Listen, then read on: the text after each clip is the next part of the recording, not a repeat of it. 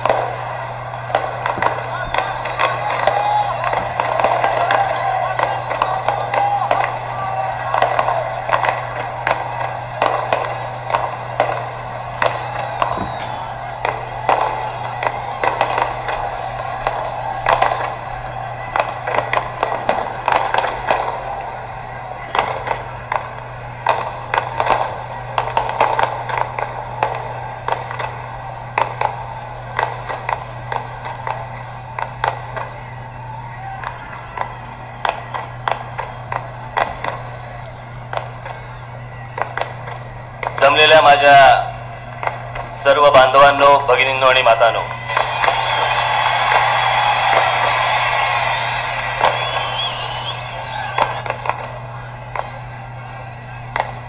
हे चायनीज फटाके आहेत ना, ते चायनीज लोकांसारखेच आहेत, थांबतच नाही.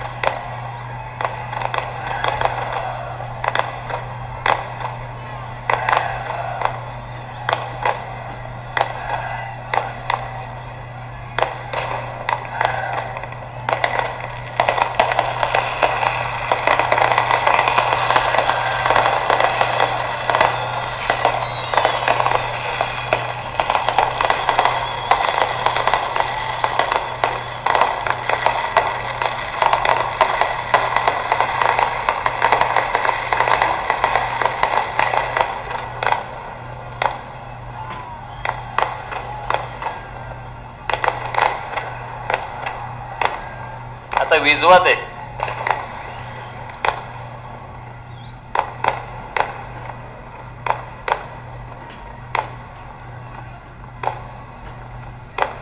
या शिवाजी पार्क मैदानात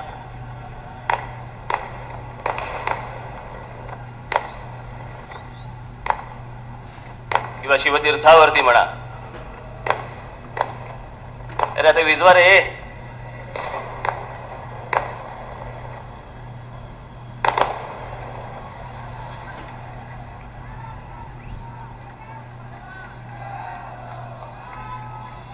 मी एवढासा असल्यापासून मी माननीय बाळासाहेबांबरोबर इकडे आलो, प्रत्येक सभांना बसलो.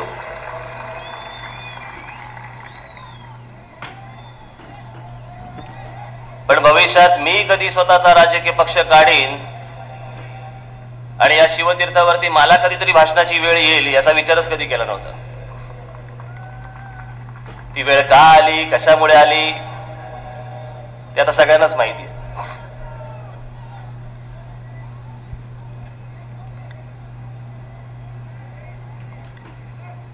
1966 साली माझ्या काकांनी म्हणजे माननीय बाळासाहेबांनी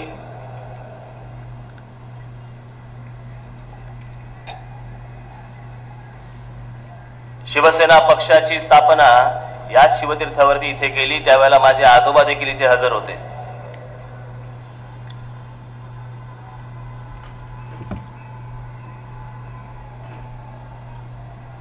फरक कसा पडला तो फक्त बघा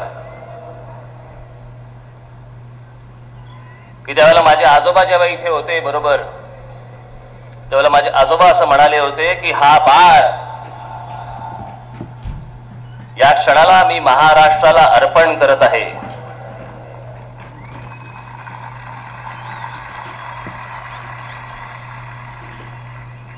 आज फक्त मी इथे उभा असताना माझ्या मागे फक्त बोलायला कोणी नाहीये. त्याच्यामुळे मी स्वतःच सांगतो की मी आज या क्षणाला महाराष्ट्राला स्वतःला अर्पण करत आहे.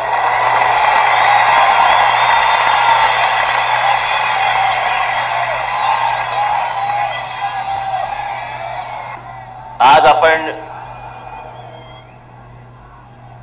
ज्या ताकदीने इथे शिवतीर्थावरती जमलात, आपण सगळेजण आलात, आपलं हे प्रेम, आपला हा पाठिंबा, याला आयुष्यात भविष्यात मी जरा देखील तडा जाऊ देणार नाही एवढं आपण सगळ्यांनी लक्षात ठेवावं.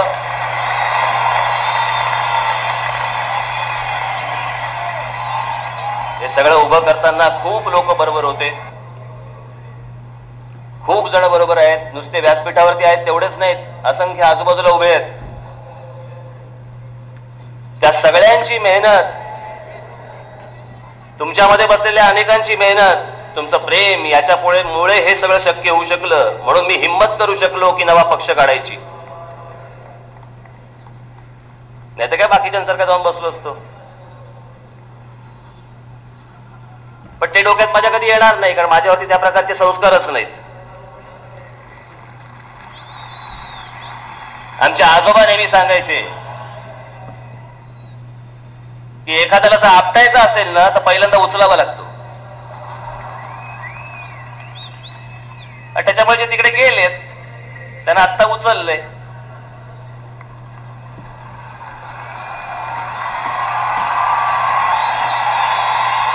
ती परिस्थिती मी माझी करून घेणार नाही. भाषणाची सगळ्या गोष्टींची सुरुवात करायच्या अगोदर एक गोष्ट सांगतो. धोरण म्हणून, पक्षाचं धोरण, की याच्या पुढे माझ्या सकट पक्षातल्या कुठच्याही पदाधिकाऱ्याने, कुठच्याही माणसाला पाया पडायचं नाही.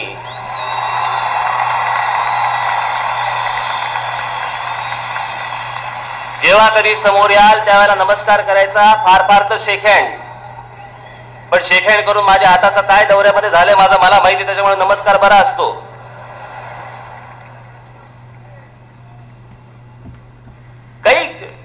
काय अर्थ नाही त्याला. काय कोणी लोटांगण घालतंय, कोणी काही करतंय. बरं मी बघाशी एकाशी कोणाशी बोलत होतो, मी म्हटलं की मी आज जाहीर करणार आहे, म्हटलं पाया पडू द्यायचं नाही.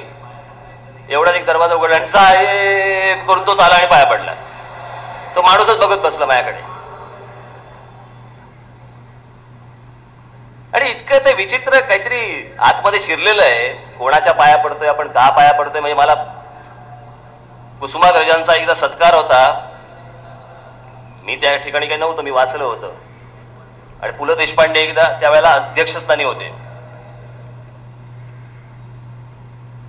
आणि पुलंचं काहीतरी नाव उच्चारलं भाषणासाठी म्हणून पु ल गेले भाषणाला, माईक समोर उभे राहिले, परत आले. तात्यासाहेबांच्या म्हणजे कुसुमाग्रजांच्या पाया पडले आणि परत गेले. आणि परत गेल्यानंतरचं पहिलं वाक्य त्यांचं असं होतं की या जगामध्ये खूप कमी पाय उरले ज्यांच्या पाया पडावं असं वाटतं, बाकीचे सगळं असंच आहे.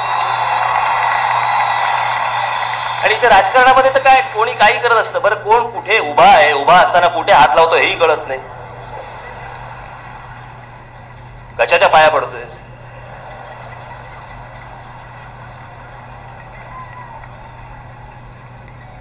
बरं पाया पडताना वाकावं लागतं, उभ्या उभ्या पाया.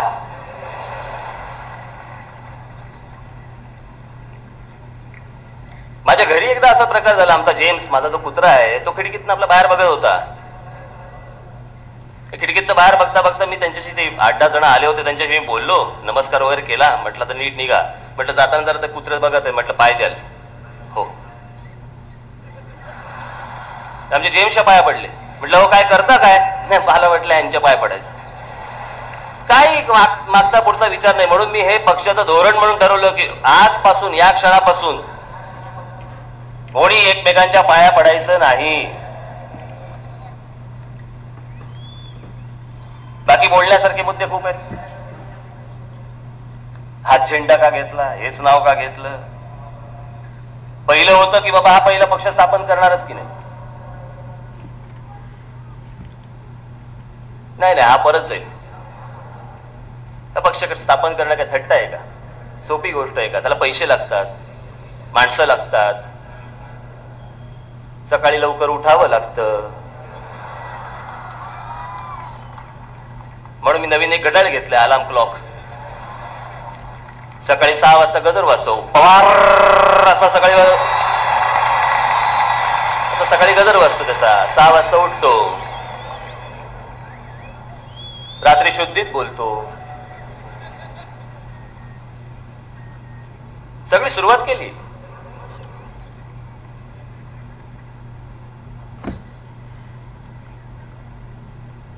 बाकीच्यांना चिंता, बरं मी काही बोलतच नाही. कोणी येतंय गालगुच्छ घेतंय, कोणी येतंय चापटी येतंय, कुरवाळतंय, काय चाललंय माझं मलाच कळत नव्हतं. बरं मी कोणाबद्दल काही बोललो का, काय केलं का, काय केलं. मी आपला महाराष्ट्रात फिरतोय.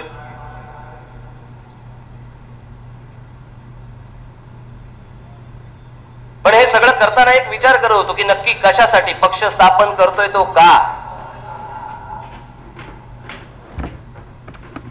मी काय असं वेगळं देणार आहे, मी असं काय वेगळं करणार आहे.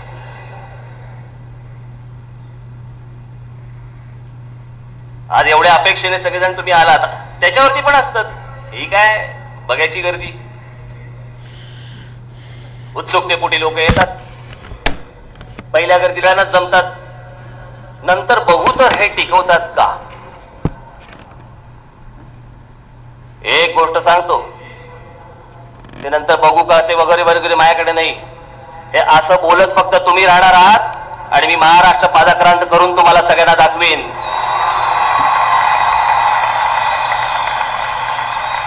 काही येणा वाटलो. अशा प्रकारचं पाऊल उचलताना काय मी 10-100 वेळा विचार केला नसेल, 1000 वेळा विचार केला नसेल की मी कोणतं पाऊल उचलतोय.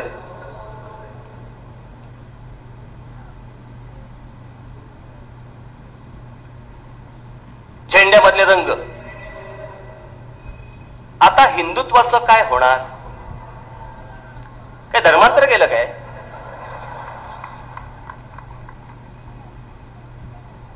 कशासाठी चिंता पडली आहे.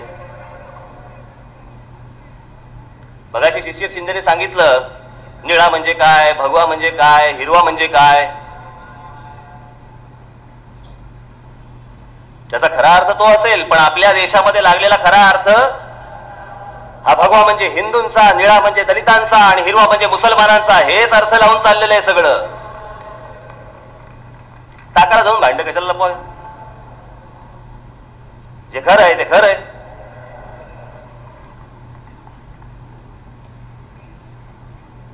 बोलायचं पण दाखवायचं नाही म्हणजे काय?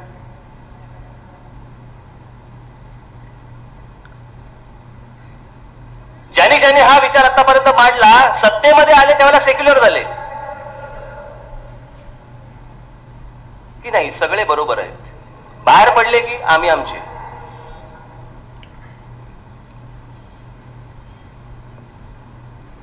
मी पहिल्यांदाच ठरवलेलं आहे की होय, मी महाराष्ट्राचा, महाराष्ट्र माझा.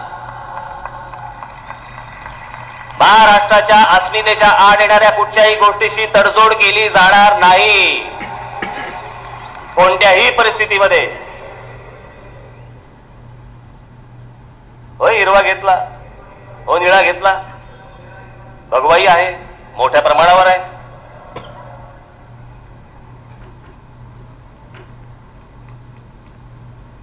काही चुकीच्या लोकांसाठी, काही धर्मांध चुकीच्या लोकांसाठी म्हणून चांगले जे कोणी मुसलमान आहेत यांना तुम्ही नाकारणार आहात. अब्दुल कलामला तुम्ही नाकारणार आहात. इरफान पठाणला तुम्ही नाकारणार आहात.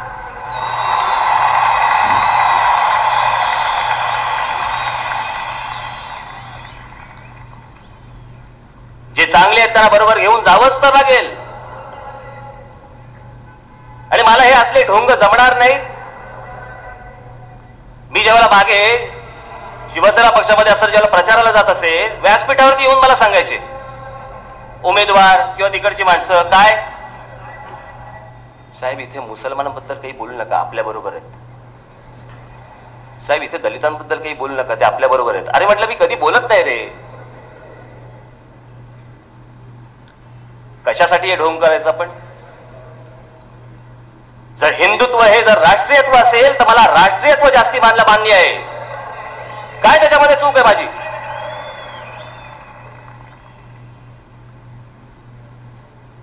की लगेच आता सगळ्यांबरोबर जायला लागले. हे काँग्रेसची ढोंगी पण आहे ना, हे मला जमायचं नाही, बिलकुल करणार नाही. की मुसलमानांना खुश करण्यासाठी म्हणून मशिदीत जा आणि टोप्या घाला. होय, मिरजेमध्ये गेलो होतो, समोरच आले.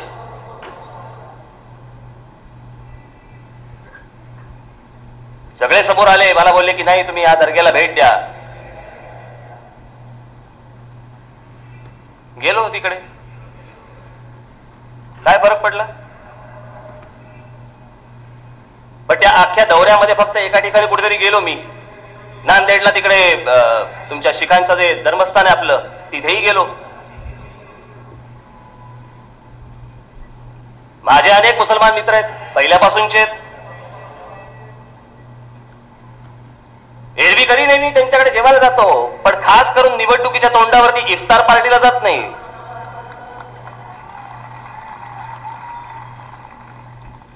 आणि हे पुन्हा परत आज मी इथे सांगतो की हे जरी सगळं असलं तरी मी कोणाचंही लांगुल चालन करणार नाही. निवडणुकीच्या तोंडावरती कुठेही जाणार नाही, कुठच्याही टोप्या घालणार नाही. हे आज या क्षणाला मी इथे आपल्या समोर जाहीर करतो. हे सगळे काँग्रेसची ढोंग सगळी. निवडणुका आल्या की मशिदीत जा, तिकडे इफ्तार पार्ट्या करा, टोप्या घाला. तेव्हा बाबासाहेब आठवणार आहे ना. एरवी काय नाही, शाहू फुले आंबेडकर नावं घ्यायची आणि आपल्याला हवं ते करायचं. सत्य म्हणून आपण कधी जाणून घेणार आहोत की नाही नक्की काय परिस्थिती आज, कोणती परिस्थिती आहे, कुठची परिस्थिती आहे की नाही. ते महाराष्ट्र म्हणजे राज ठाकरे म्हणजे अगदी ज्वलंत आक्रमक नेता, पण हे नाव काहीतरी वेगळंच वाटतं ना. आता आक्रमक म्हणून मी काय माझ्या मुलांची नावं त्रिशूळ आणि ढाल किंवा तलवारी ठेवू का? की मी स्वतः आक्रमक आहे म्हणून मुलांची पण नावं तीच. आणि हल्ली जरा बदललेले वाटतात. हे हल्ली असतं जरा थोडा चेंज झालाय ना त्यांच्यात. चेंज होतो, माणूस मोठा झाला की बदलतो. तुम्ही कोणाला विचारता का 1 वर्षाचे असताना आपण गादीत मुतत होतात त्यावेळेला आपण अजूनही मुतता का हो?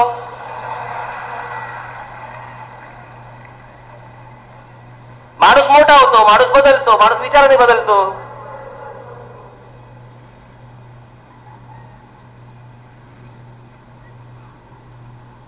कुठच्याही गोष्टीला चांगला बदल हे प्रगतीचं लक्षण आहे.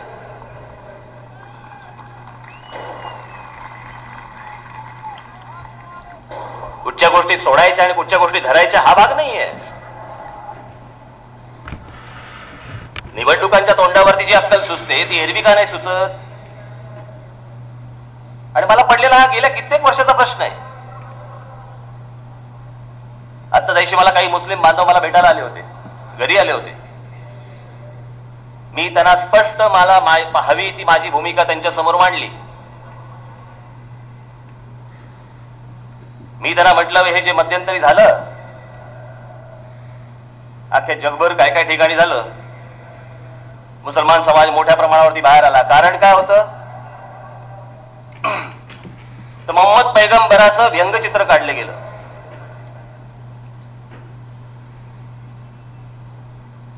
आज आपल्याला इकडे गोष्ट सांगतो, कोणाचंही लांगुल चालन करण्यासाठी नाही, पण ज्या प्रकारे हे जे व्यंगचित्र काढलं गेलं, मी स्वतः एक व्यंगचित्रकार आहे. मला जर व्यंगचित्र काढायचं असेल ना तर मला पहिलं चित्र लागतं आणि मग मी त्याचं व्यंगचित्र काढू शकतो. मोहम्मद पैगंबरांचं चित्रच नसेल तर व्यंगचित्र काढलं कसं?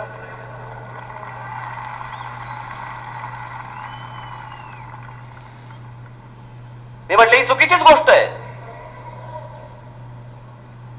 अशा प्रकारे कोणी कोणाच्या धर्माचा अपमान करणं ही अत्यंत चुकीची गोष्ट आहे. पण मी त्यांना हेही आवर्जून सांगितलं की MF हुसेनने सरस्वती, लक्ष्मी आणि आमच्या भारत मातेचं नग्न चित्र काढलं आहे. त्यावेळेला असं बोलण्यासाठी तुम्ही देखील तितकंच रस्त्यावरती आलं पाहिजे, तरच हा एकोपा जुळू शकेल.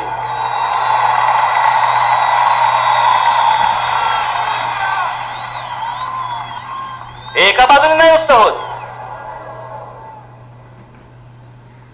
हे दोन्ही बाजूनी झालं पाहिजे. दलित बांधवांच्या बाबतीत नेहमीच ते आपले ठरलेले टिपिकल नेते, मेरे गो आज या भी फुलांचे शर्ट घालतात. दलित बांधव आहे तिकडेच आणि काहीतरी करत बसायच्या. करतात काय ही माणसं? ते प्रकाश आंबेडकर, ते रासू गवई, रामदास आठवले निवडणुका सोडल्या तर करतात काय? काय दलित बांधवांसाठी म्हणून एखादी काही संस्था स्थापन केली आहे किंवा त्यांना नोकऱ्या लागण्यासाठी म्हणून काही प्रयत्न होत आहेत, त्यांच्या शिक्षणाचे म्हणून काही करतायत? काही नाही. निवडणुका आल्या की बाबासाहेब आंबेडकर की जय. आणि खोटी स्वप्न दाखवायची. कसली? आरक्षणाची. कसलं आरक्षण? ज्या देशामध्ये नोकऱ्या उपलब्ध नाही त्या देशामध्ये तुम्ही तिकडे खोटं बोलून सांगता ना आरक्षणाच्या गोष्टी सांगता.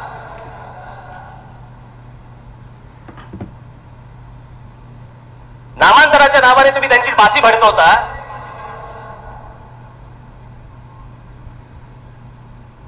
कसली नामांतर? मराठवाडा विद्यापीठाला डॉक्टर बाबासाहेब आंबेडकरांचं नाव दिल्यावरती मराठवाड्याच्या विद्यापीठामधलं शिक्षण पद्धत बदलली, शैक्षणिक दर्जा वाढला?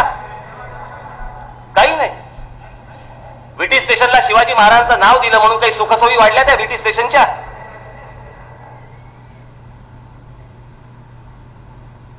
महापुरुषांच्या नावाने नुसते फक्त खेळ करत बसायचे, तुमच्या भावनेला हात घालायचा, तुमच्या पदरात काही पडून द्यायचं नाही. तुम्ही तसेच फक्त भावना भडकून द्यायच्या, नामांतर करायची, मोकळे.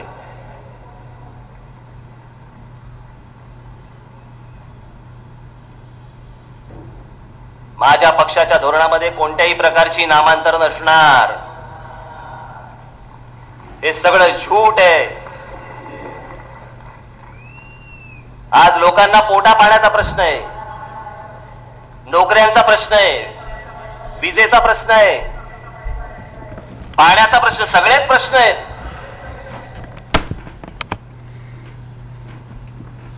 43 वर्ष झाली महाराष्ट्र स्वतंत्र होऊन, स्वतंत्र म्हणणे संयुक्त महाराष्ट्र होऊन, आणि 58-59 वर्ष झाले हा देश स्वतंत्र होऊन अजूनही आपण फक्त 4 विषयांवरती निवडणुका लढवतोय. पाणी देऊ, वीज देऊ, रस्ते देऊ, नोकऱ्या देऊ.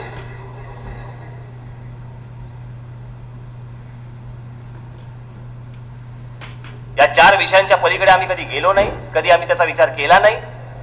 दरवर्षी फक्त प्रत्येक उमेदवारांनी येऊन फक्त हेच सांगायचं की आम्ही तुम्हाला हेच देऊ आणि तेच देऊ.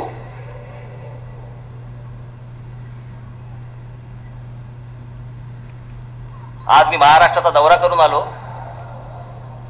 प्रत्येक ठिकाणी जी लोक मला भेटले, उदास, भकास, रेताड,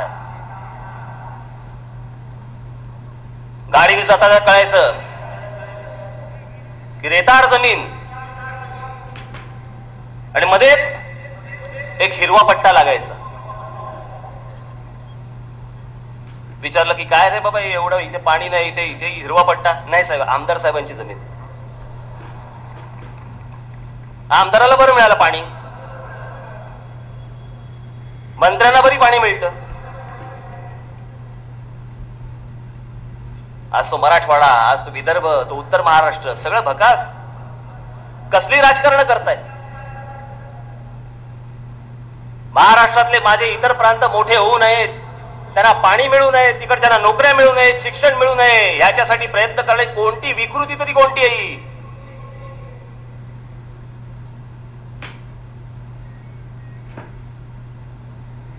कापसाचा प्रश्न आवासून बसलाय तिकडे,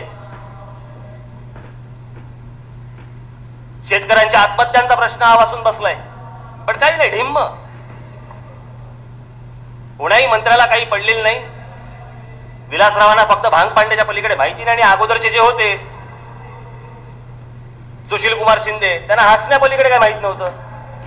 काही सांगा त्यांना की साहेब इथे 2 मुलींवरती बलात्कार झाला. बलात्कार का? अरे हसताय काय तुम्ही? हसमुख राय की हसमुखच्या आहेत मला माहितीये, पण कुठे हसायचं कुठे नाही हसायचं?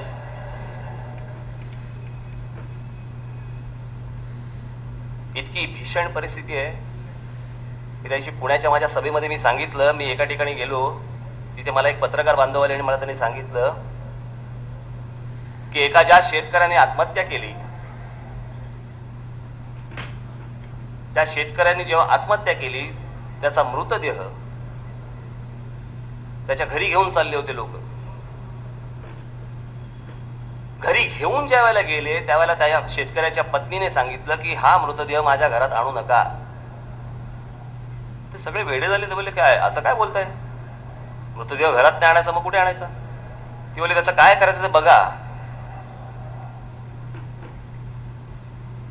पण त्यांचे अंतिम संस्कार करण्यासाठी देखील माझ्याकडे पैसे नाहीत. तुम्हाला त्याचं काय करायचं ते करा, पण माझ्या घरात आणू नका. कोणामुळे आली परिस्थिती? कशामुळे आली परिस्थिती? हा कोणता विकृतपणा की नद्यांना पाणी येत आहे, कालव्यांना पाणी येत आहे, कालव्या जर निघणार असेल तर फक्त माझ्या मतदारसंघामध्ये आले पाहिजे. हा कोणती विकृती आहे? बाकीच्या समोरच्याला पाणी नाही मिळालं पाहिजे, तडफडून मेला तरी चालेल.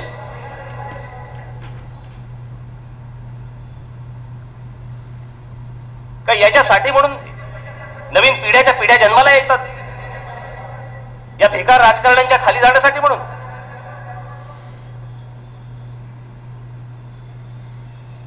माझ्या वडिलांच्या वयाचे अनेक आया बहिणी बसलेले असतील, वडिलांच्या वयाचे लोक बसलेले असतील, माझ्या आईच्या वयाचे लोक इथे समोर बसलेले असतील. काय स्वप्न पाहिली असतील त्यांनी? या देश स्वतंत्र होईल, स्वतंत्र झाल्यानंतर अशा अनेक गोष्टी घडतील. पण मुळात काय होतंय? या देशामध्ये फक्त माणसं जन्माला येतात, तरुण होतात, म्हातारी होतात आणि मरतात. मोजक्या लोकांना कामं मिळतात, मोजक्या लोकांना पाणी मिळतं. शिक्षणाचे तेच हाल.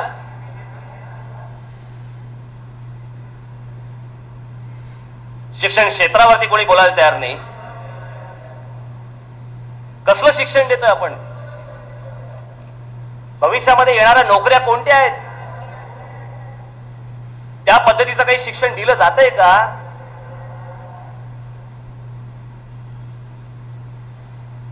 माझ्या एका मित्राने फार चांगलं सांगितलं. त्यांनी सांगितलं की म्हणे एखादा बाप जर त्याच्या मुलाला जर काही झालं, बरं नसेल, तर तो केमिस्ट कडे जातो,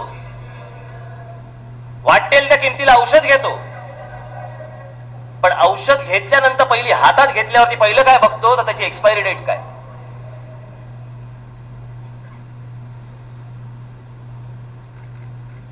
आपल्या मुलाला शिक्षण देताना लाखो रुपये खर्च करून ज्यावेळेला आई वडील शिक्षणासाठी म्हणून पाठवतात, ते शिक्षणाची एक्सपायरी डेट झाली आता,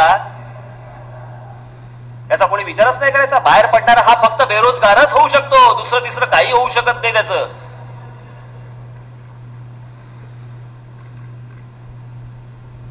हे जेवढे शिक्षण सम्राट म्हणून जेवढे ओळखले जातात ना, हे कारखानदार आहेत.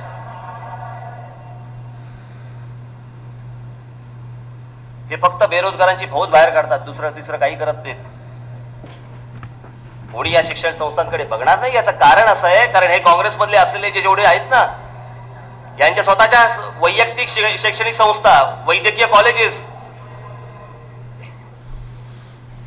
ज्यांची वैद्यकीय कॉलेजेस आहेत तिकडे 30-30 लाख आणि 40-40 लाख रुपये घेतात, आणि सरकारी वैद्यकीय कॉलेजेसमध्ये तिथे कमी पैशामध्ये शिक्षण मिळतं, तेच मिळतं. मला कळत नाही की सरकारी वैद्यकीय कॉलेजमध्ये बाहेर पडणारा जो मुलगा असतो तो काय कंपाऊंडर निघतो, आणि ह्यांच्याकडचा डॉक्टर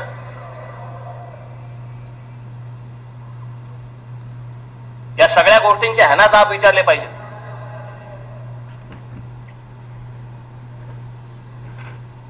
हे वैद्यकीय खासगी शिक्षण देणाऱ्या ज्या संस्था आहेत ना, ह्यांना पहिले हे जाब विचारणंच गरजेचं आहे. ते मी विचारणार. हे घेतात कसे पैसे, पहिले मला हा प्रश्न आहे, विचारणार. सगळीकडनं नाडला गेलेला, सगळीकडनं पिळला गेलेला,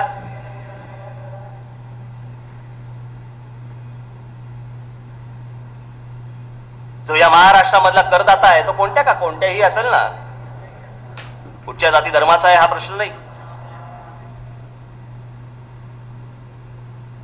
पण तो जेव्हा कर भरतो, आज मुंबई सारखा प्रश्न घ्या,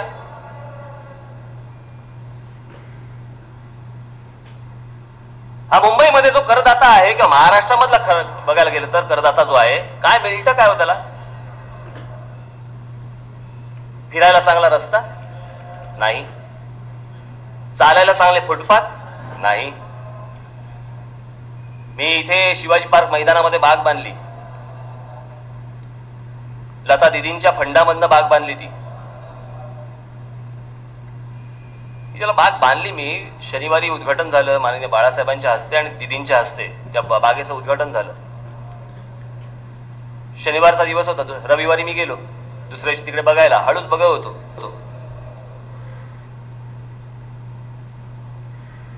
हळूच बघताना माझ्या लक्षात आलं की त्याच्या ज्या 6 घसरगुंड्या आहेत, त्या 6 घसरगुंड्यांच्या पैकी 3 घसरगुंड्यांवरती 3 मोठ्या महिला त्या घसरगुंडीवरनं खाली येतात.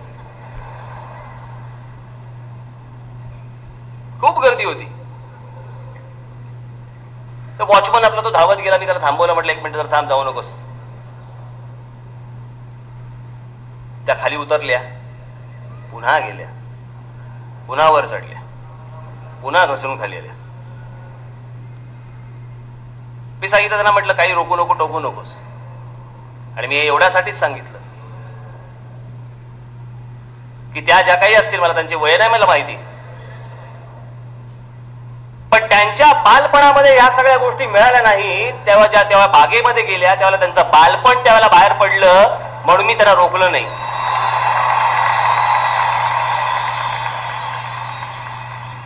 त्या स्वतःला आवरू शकल्या नसतील की मी ज्या वेळेला लहान होते त्यावेळेला मला जर सध्या ही गोष्ट मिळाली असती तर मला किती आनंद झाला असता. जर तेव्हा नाही मिळाली, एकदा तर जाऊन येते.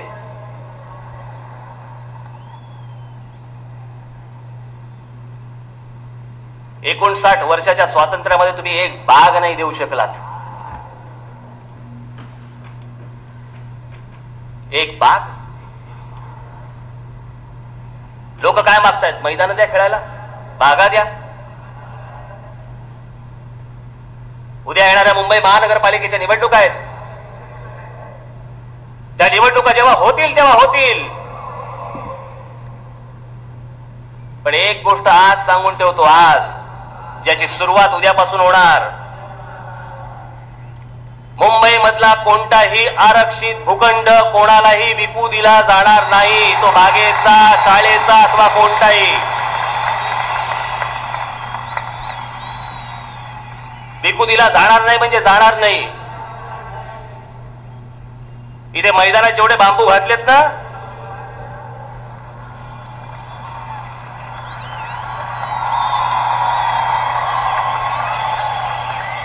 बरोबर कळतं तुम्हाला.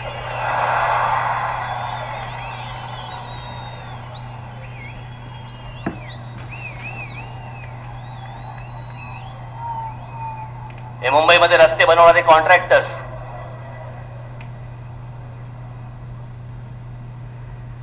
सहा महिन्यात खड्डा पडतो.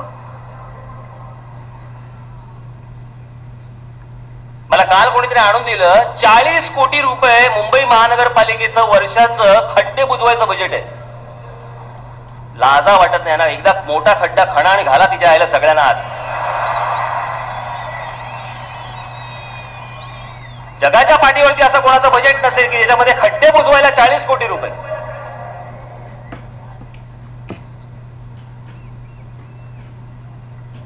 हे जे कॉन्ट्रॅक्टर्स आहेत ना, त्यांच्यावरती देखील याच्या पुढे लक्ष ठेवलं जाणार की रस्ता बांधल्यानंतर पुढची 10 वर्ष जर त्या रस्त्याला काही झालं,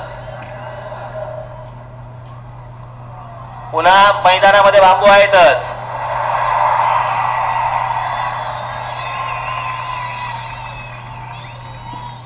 काही थट्टा लावलीत. मुंबई महानगरपालिकेचं 12,000 कोटीचं बजेट हे या नालायकांच्या खिशात जाण्यासाठी म्हणून ठेवायचं आणि तुम्ही फक्त नुसतं असं खड्ड्यातनं पाय मुरगळला म्हणून घरी यायचं. अगं ग बाई, माझं आज काय ग. कुठे खणलेला रस्ता असतो, कुठे खड्डा असतो, कुठे काय असतं. शाळेतल्या मुलांचा विचार नाही की तो क्रॉस कसा करेल. ट्रॅफिकची अवस्था बिकट, सगळीकडेच भीषण परिस्थिती. कोकणामध्ये गेलो होतो, सिंधुदुर्ग जिल्ह्यात. आत्ता नाही, मागे निवडणुकांच्या अगोदर खूप.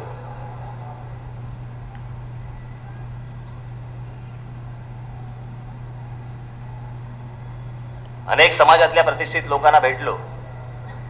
वेगवेगळ्या समाजातले वेगवेगळे घटक होते आणि मी त्यांना विचारलं, मी म्हटलं की इथे काय व्हावं असं वाटतं तुम्हाला इथे कोकणामध्ये.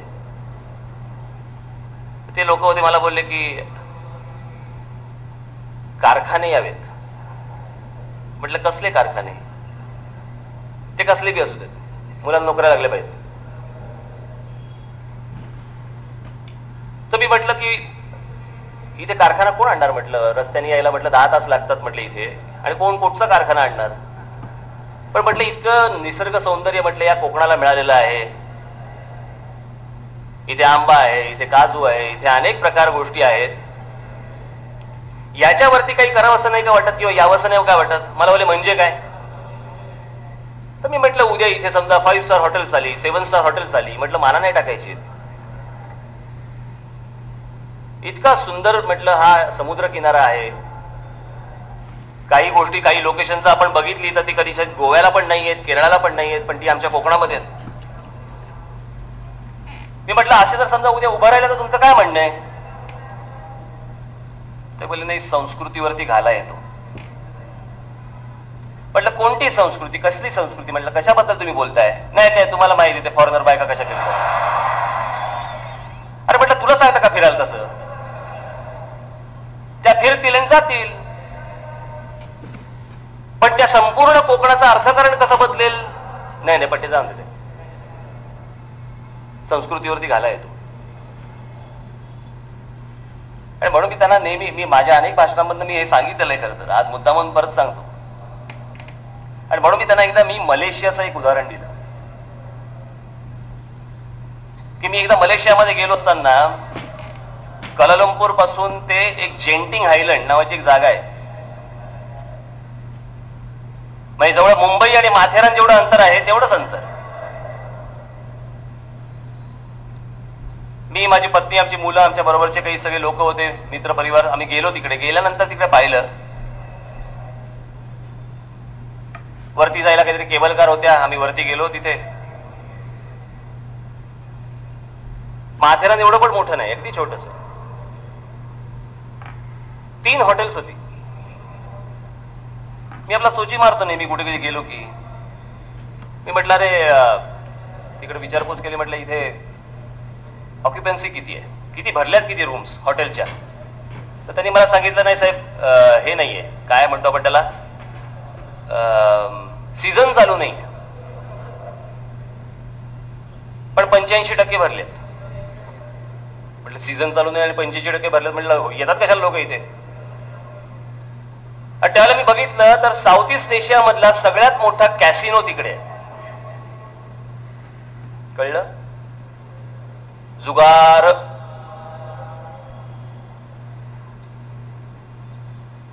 माझी इथे पत्रकार बांधवांना विनंती आहे, मी जुगाराला प्रोत्साहन देत नाहीये. मी फक्त तिथली एक गोष्ट सांगतोय.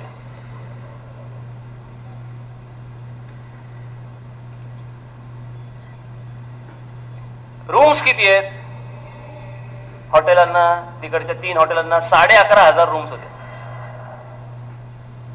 मी जेव्हा खाली गेलो तिकडे मी फिरलो, मला स्वतःला पत्ते पण खेळता येत नाहीत. तिकडे फिरून मी, आम्ही तिकडे एका बार मध्ये गेलो. तिकडेच आता बार तरी कळला असेल. त्या बार मध्ये तिकडे गेलो, बसलो आम्ही. समोर बघतो एक एवढी मोठी पाटी होती. त्या पाटीवर काय लिहिलं होतं? Muslims are not allowed. मी पहिला प्रश्न केला, म्हटलं अरे हा मुसलमानांचा देश आणि तिकडे म्हटलं अशा प्रकारच्या पाट्या. मग त्यांनी मला समजून सांगितलं. ते बोलले की धर्मामध्ये चालत नाही, दारू पिणे, जुगार खेळणे हे प्रकार चालत नाही. म्हणून आम्ही लावली पाटी. म्हटलं तुम्ही ओळखता कसे? ते बोलले नाही असं काही नसतं. आम्ही कसे ओळखणार म्हणे. हे सांगण्यामागचा हेतू फक्त एवढाच की आपल्यापेक्षा बत्तड देश होते, आपल्यापेक्षा बत्तड. पण माझा देश मोठा झाला पाहिजे, माझ्या देशामध्ये पैसा आला पाहिजे, माझ्या देशामधल्या प्रत्येक माणसाचं घर भरलं पाहिजे, पोट भरलं पाहिजे. याच्यासाठी इतका कडवट धर्म जर एक देश बाजूला ठेवून आपल्या देशाची प्रगती करू शकतो, तर आपली कोणती संस्कृती आपण घेऊन बसलोय ज्याच्यासाठी अख्खा प्रदेश आपण रेताड करायला निघालेलो आहोत. अख्खा महाराष्ट्र रेताड करतोय.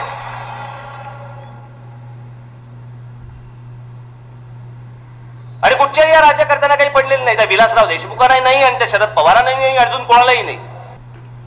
म्हणजे शरद पवार कृषी मंत्री असून कापसाच्या प्रश्नावरती बोलताना दिसत नाहीत. प्रत्येक वेळेला साखर. बरं साखरेचा मला त्या शेतकऱ्याबद्दल काही म्हणायचं नाहीये. त्यांनाही चांगला भाव मिळाला पाहिजे. तो आपला पश्चिम महाराष्ट्र तो देखील अजून प्रगत झाला पाहिजे. पण या इतक्या प्रगत पश्चिम महाराष्ट्रामध्ये देखील जेव्हा मी गेलो त्यावेळेला तिकडचा तरुण ज्यावेळेला मला भेटला, तिकडच्या महिला ज्यावेळेला मला भेटल्या, तिकडच्या महिलांमध्ये चेहऱ्यावरती देखील कुठे सुख नाही, कुठे समाधान नाही.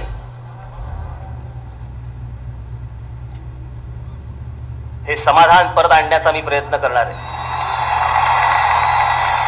आज माझ्या पक्षामध्ये काम करताना मला कल्पना आहे ना, तुम्ही सगळे जे समोर बसलेले आहात ना, हा आतापर्यंतचा अनुभव माझ्या पण डोळ्यासमोर आहेच की. झेंडा घेऊन एखाद्या पुढाऱ्याच्या मागे फिरायचं, घोषणा द्यायच्या, दिवस रात्र एक करायचा. घरी गेल्यावर काय शिव्या पडतात हे देखील मला माहिती आहे. आलं कार्ट दिवसभर उकिरड हुंगून, काम ना धंदा,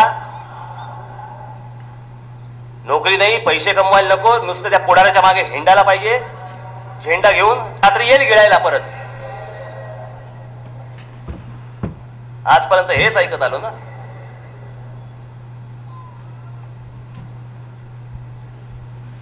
मला लोकांनी विचारलं की तुम्ही पक्ष बांधणीसाठी म्हणून एवढा कशाला वेळ लावताय? काय तमाशाचा फड काढत होतो?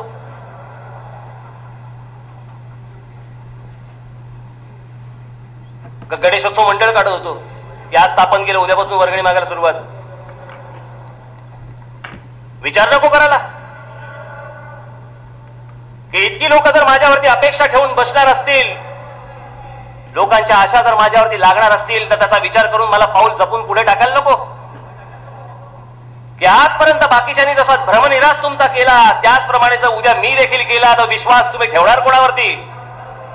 सतत काय नवीन पुढारी जन्माला यायचा आणि त्यांनी काय भ्रमनिरास करायचा ह्याच्यात आयुष्य घालवणार? मी पक्षाचा ज्यावेळेला विचार करत होतो त्यावेळेला पहिला विचार माझ्या मनामध्ये आला की माझ्या पक्षामध्ये काम करणारा जो कार्यकर्ता असेल त्याच्या घरच्या, त्याच्या घरी त्याचे वडील, त्याची आई, त्याची बहीण, त्याचा भाऊ, त्याची बायको, त्याची मुलं यांच्या चेहऱ्यावरती एक प्रकारचं समाधान असलं पाहिजे की हा राज ठाकरे बरोबर आहे, हा कुठे फुकट गेलेला नाही पोरगा माझा.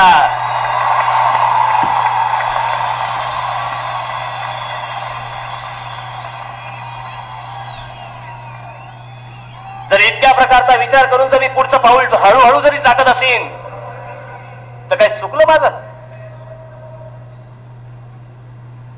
काही इतरांसारखे नुसते स्टंट करत बसू? लोक विचारतात मला मराठी माणसाचं काय करणार का? हा झेंडा घेतल्यावर ते सुटलं? मराठी माणसाचा महाराष्ट्रामध्ये उत्कर्ष होणार म्हणजे होणार. अहो पण मराठी माणसाचा उत्कर्ष म्हणजे गुजराताच्या कानपटीत नाही होऊ शकत, गुजराती माणसाच्या कानपटीत नाही होऊ शकत, मारवाडी माणसाच्या कानपटीत नाही होऊ शकत. आता ह्या माझ्या वाक्यावरती मला अनेक लोक विचारणार आहेत मग मागचं ते रेल्वे आंदोलनाचं काय होतं? आजही मी तुम्हाला सांगतो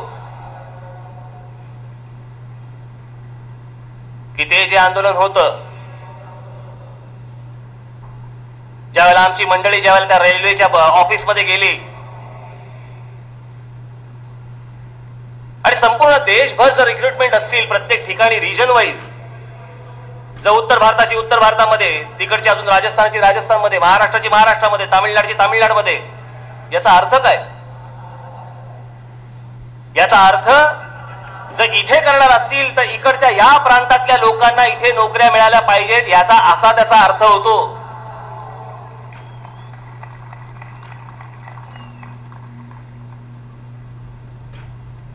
आणि जर ते त्या नोकऱ्या मिळवण्यासाठी म्हणून जर मला इथे कोणी असतील तर मला काहीच फरक पडत नाही ना. वर्षानुवर्षे इथे राहणारे कोणी बिहारी असतील, उत्तर भारतीय असतील, मी कधी बोललो त्यांना?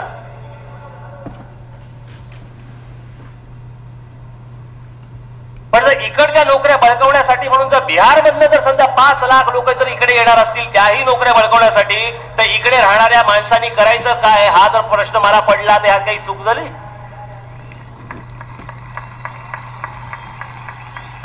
यात कसली आली चूक?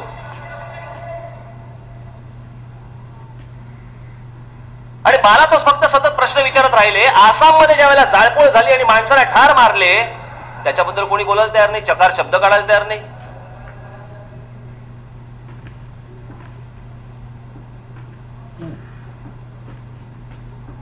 आज अनेक लोक इथे राहतात, अनेक जाती धर्माचे लोक इथे राहतात. माझे त्यातले अनेक जाती धर्माचे माझे पण मित्र आहेत. मूळ उद्देशापासून बाजूला हटत नाही. पण मी हा माझा महाराष्ट्र मोठा झाला पाहिजे, या माझ्या महाराष्ट्रामधल्या शेतकऱ्याला एक प्रतिष्ठा प्राप्त झाली पाहिजे. शेतीसारखा विषय, जोपर्यंत शेती या विषयाला ग्लॅमर येत नाही तोपर्यंत शेती हा विषय मोठाच होणार नाही. भविष्यामध्ये मला या महाराष्ट्रामधला जो शेतकरी आहे तो जीन्स आणि टी शर्ट घालून ट्रॅक्टर वरती बसलेला मला बघायचा आहे. त्याच वेळेला ही शेती मोठी होणार.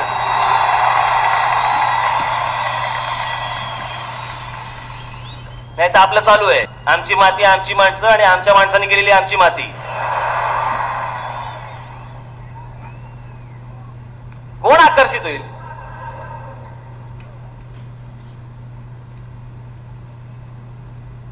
शेती हा महाराष्ट्रामधला आकर्षणाचा विषय बनवण्यासाठी देखील माझी पावले उचलली जाणार आहेत. पक्षाची रचना कशी असेल, भौगोलिक दृष्ट्या तर असेलच असेल, पण त्याचबरोबर पाणी, वीज, रस्ते याच्यासाठी वेगवेगळ्या कमिटी असतील, वेगवेगळे सेल्स असतील, ते त्या विषयांवरती काम करतील. लवकरच मी आजचं हे सगळं झालं की पुढच्या 15-20 दिवसामध्ये संपूर्ण महाराष्ट्रभर नोंदणीची मोहीम सुरू करतो आहे. या नोंदणीच्या मोहिमेमध्येच मला अनेक सितारे, हिरे, माणकी मिळणार आहेत. ते झाल्यानंतरच पक्षाची पद मी नंतर जाहीर करीन. घाई असेल तरी निघावं.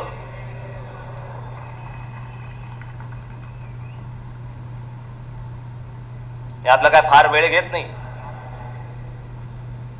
पण माझ्या डोळ्यासमोरचा महाराष्ट्राबद्दलचं माझं स्वप्न, आर्थिक दृष्ट्या सक्षम होणं हा महाराष्ट्र गरजेचा आहे. कसले आपण लाख आणि 1.25 लाखाच्या कर्जाची आपण विचार करतोय.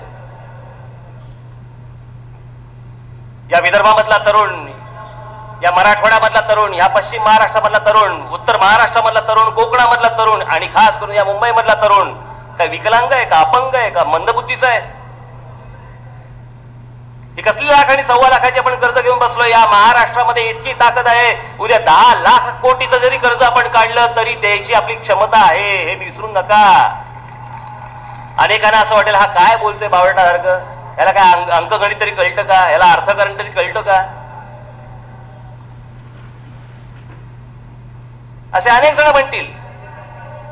पण मी आज या सगळ्या विषयांवरती मी तज्ञांशी बोलतोय की हे काय करता येईल. कापूस तिकडे पिकतो, सूतगिरण्या भलतीकडे, ऊस इकडे पिकतो, तर विदर्भामध्ये साखर कारखाने, कशाला थांग पत्ता नाही. हे सगळं बदलून टाकण्यासाठी, हे सगळं ढवळून काढण्यासाठी, तुमच्यामधले चीड निर्माण करण्यासाठी आज मला सांगा, जो करदाता आहे त्या करदात्याला नक्की काय मिळतंय? तुम्ही फक्त कर भरताय, पण सरकार आणि करदाता याच्यामध्ये एक प्रकारचं अग्रीमेंट असतं. अग्रीमेंट कसलं असतं की मी कर भरीन, तुम्ही मला ह्या सगळ्या गोष्टी द्या. मला नेहमी एक बारीकसा विचार नेहमी पहिला मनामध्ये येतो की एखादं घर, एखादी महिला ज्यावेळेला तिचा मुलगा ज्यावेळेला संध्याकाळी शाळेमधनं घरी येत असेल, तो आल्यानंतर त्या महिलेला पडत असलेला पहिला प्रश्न असेल की मी याला संध्याकाळी खेळायला बाहेर कुठे घेऊन जाऊ, ह्याला मी फिरायला बाहेर कुठे घेऊन जाऊ. आज महिलांचे अनेक प्रश्न आहेत. आज मुंबईमध्ये रेल्वेमध्ये फिरणाऱ्या ज्या महिला आहेत, असुरक्षितपणे वावरत असतात. आज इथे अनेक महिला इथे जमलेल्या आहेत. आज खास करून मी आपल्याला सांगतो, याच्यावरती देखील योजना आखली जाते की मुंबईच्या रेल्वेमधनं प्रवास करणाऱ्या ज्या महिला आहेत, इतरही महिला आहेतच, पण खास करून रेल्वेतल्या, त्यांच्या संरक्षणासाठी देखील मी संपूर्ण मुंबईभर एक फळी उभी करतोय. कोण हात लावतो बघतो. हे बारीक सारीक सगळे विषय, छोटे छोटे विषय असतात, पण त्याच्यामध्ये सरकारला काही पडलेलं नाही, काही घेणं देणं नाही. आज मुंबई महानगरपालिकेचा ज्यावेळेला विचार करतो त्यावेळेला पहिलं बोट जातं आयुक्तांकडे की आयुक्त काय म्हणतात. मग ज्यावेळेला विजेचा प्रश्न उभा राहतो, शेतीचा प्रश्न, पाण्याचा प्रश्न, इतर विद्यालयांचा प्रश्न, शिक्षणाचा प्रश्न, मंत्र्यांचा सोडा, पण बाकीच्या शासकीय अधिकाऱ्यांना विचारायला नको साहेब. फक्त मंत्र्यांनी याची उत्तर द्यायची आणि या शासकीय अधिकाऱ्यांनी काय करायचं हे लोकांसमोर कधी येणार. माझी भविष्यामधली जी कुठची आंदोलनं असतील ती एक तर बाब दाखवा नाहीतर श्राद्ध घाला या विषयावरतीच असतील. या सरकारी अधिकाऱ्यांना त्यांना येऊन जाब हा द्यावा लागेल, नुसत्या मंत्रालय येऊन चालणार नाही. यांनी आत बसायचं, यांनी गाड्यांमध्ये फिरायचं. लोक 12-12 तास लोड शेडिंग चाललंय. शिक्षणाचा बट्ट्याबोळ, रस्त्यावरती फिरता येत नाही, सर्व बाजूनी भजबजपुरी माजली असताना बाकीचा सगळं ऐशोराबाद सगळं चाललंय. या सर्व विषयांवरती माझं काम चाललंय. भविष्यामध्ये ही तुम्हाला आंदोलन दिसतीलच, कळतीलच, याच्यावरच्या उपाययोजना देखील दिसतील तुम्हाला. मुंबई महानगरपालिका तर आहे, ती तर निवडणूक लढवणारच आणि येणाऱ्या सगळ्या निवडणुका लढवूच. पण माझा जो महाराष्ट्राची ब्ल्यूप्रिंट तयार करण्याचं जे काम चाललंय ते फक्त एवढ्यासाठीच की उद्या जेव्हा कधी मी महाराष्ट्राच्या सत्तेला मी हात घालेन त्यावेळेला महाराष्ट्राची ब्ल्यूप्रिंट माझ्याकडे तयार असली पाहिजे. त्याच्यानंतर डोकं खाजवत नाही बसणार की आता काय करायचं. हा महाराष्ट्र इतका मोठा व्हावा, इतका प्रगत व्हावा, माझी एवढी फक्त तीच इच्छा आहे की हे कार्य माझ्या हातून घडो. हा महाराष्ट्र इतका मोठा व्हावा की अख्ख्या जगाला त्याचा हेवा वाटावा, असा महाराष्ट्र माझा उभा राहावा, हेच माझं स्वप्न आहे. उद्या 15-20 वर्षानंतर कधी केव्हा का अमेरिकेचा राष्ट्राध्यक्ष ज्या वेळेला या देशामध्ये येईल, हे नुसतं स्वप्न नाहीये, तुमच्या टाळ्या मिळवण्यासाठी पण बोलत नाहीये. पण पुढच्या 15-20 वर्षानंतर जेव्हा कधी या अमेरिकेचा राष्ट्राध्यक्ष आपल्या देशामध्ये येईल, त्याच्या अजेंड्यावरती एक गोष्ट नक्की पाहिजे की मला महाराष्ट्रात जायचंय, तिकडे विदर्भामध्ये असं असं झालंय, तिकडे मराठवाड्यामध्ये असं असं झालंय, मला तिकडे जायचंय, त्यांना भेट द्यायची आहे, हे अमेरिकेच्या राष्ट्राध्यक्षाला वाटलं पाहिजे. इथपर्यंत माझा महाराष्ट्र मोठा झाला पाहिजे, हेच माझं स्वप्न आहे. हे स्वप्न पूर्ण करण्याच्या दृष्टिकोनात आपल्या सगळ्यांचं सहकार्य, आपलं सर्वांचं प्रेम हे सतत माझ्या पाठीमागे राहो, ही ताकद आपण सतत माझ्या पाठीमागे उभी राहो, एवढीच फक्त इच्छा एक आपल्याला समोर व्यक्त करतो. आज इथे खास करून प्रिंट मीडियाचे, इलेक्ट्रॉनिक मीडियाची जी कोणी लोक आलेले आहेत, गेले 2-3 महिने 4 महिने आपण जे माझ्यावरती प्रेम दाखवलं, हे प्रेम सतत आपण माझ्यावरती ठेवावं अशी एक इच्छा बाळगतो आणि नवीन महाराष्ट्राचं स्वप्न पूर्ण करण्याच्या दिशेने आपण सर्वांनी वाटचाल करावी अशा एक विश्वास आपल्या समोर ठेवून आपली सर्वांची मी रजा घेत आहे. जय हिंद, जय महाराष्ट्र. धन्यवाद. यानंतर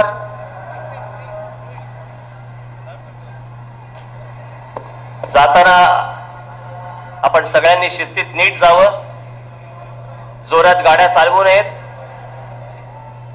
कारण आता सगळेजण अडकून जाल नाही तर. आणि जाताना पहिल्यांदा एक गोष्ट बघावी की महिलांना अगोदर जाण्याची संधी आपण सगळ्यांनी प्राप्त करून द्यावी, एवढे फक्त आपल्या विनंती करतो. धन्यवाद.